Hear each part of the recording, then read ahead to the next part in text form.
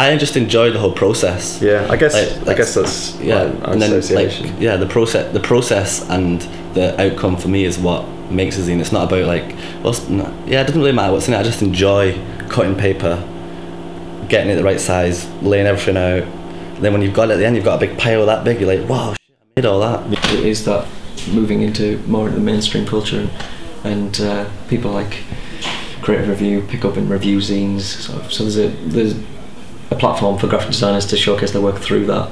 And I think that has been a shift. Why do I choose to self-publish? Because I make drawings of cats and other things almost every day. Mostly cat drawings. And they are very personal works.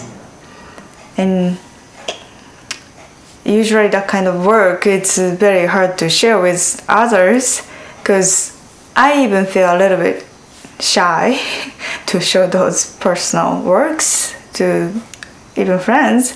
And but once I put them into a zine, they become something very different. They transform to something more accessible. And I also really like the process of making zine. I decided to self-publish because I like to control the whole process. I like to decide what materials I use, how large I make something, how many I make, what printing processes I use. And I quite like actually making things, so I'm quite happy to physically put things together. It's also possible now to self-publish and distribute because of forums like self-publishing fairs, websites, blogs, websites through which you can sell books, real bookstores that specialize in self-published books. So I decided to do it because I felt it was a possibility, really. Ou seja, deixar de ser apenas receptor para ser também emissor. E também para divulgar trabalhos próprios, trabalhos de amigos, de bandas, de desenhistas de histórias em quadrinhos, poetas, enfim, para divulgar a cultura alternativa em geral. I was quite interested in promoting a lot of smaller bands. It started out as pretty much a music fanzine, and there was a lot of bands I really liked who just didn't really get too much publicity. I'd been playing a lot of gigs, putting on a lot of gig nights, and just thinking no one's ever going to cover this music, so I wanted to put something together that would cover the stuff I was into. I was quite disheartened with mainstream music magazines and their sort of content. So I started off, I did a couple of articles for another fanzine, and I enjoyed it, so I thought I'd start my own one up.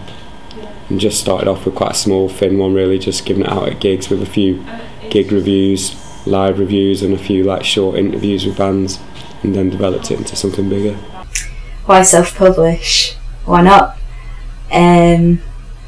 I don't see that there's much of an option for myself because of the type of book that I produce. It isn't traditional.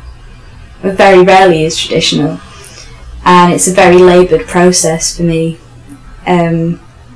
Myself as the author, I am with the production of my books at every stage, and I imprint my personal self onto the books as much as I do in my writing.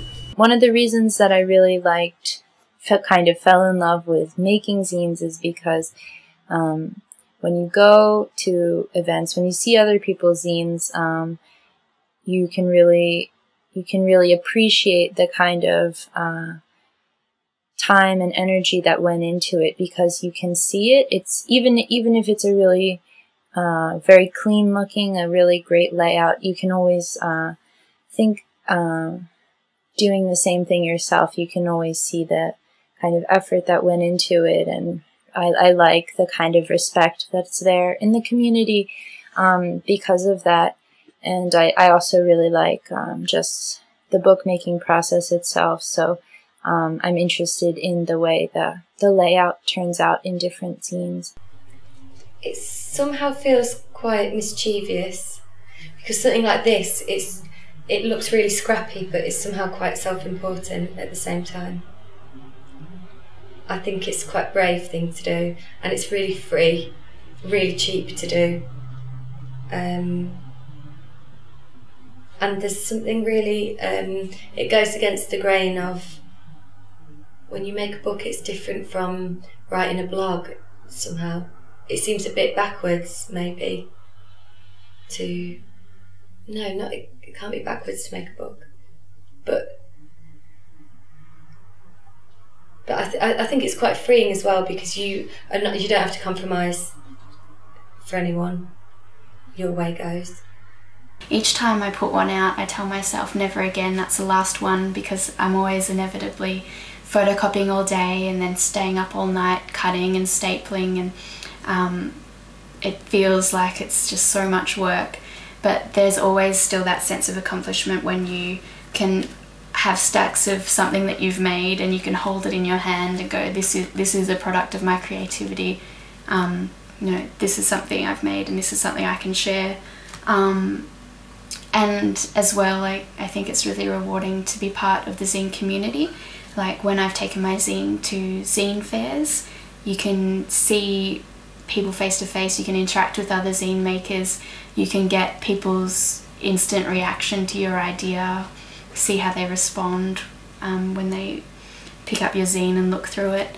That can be really rewarding.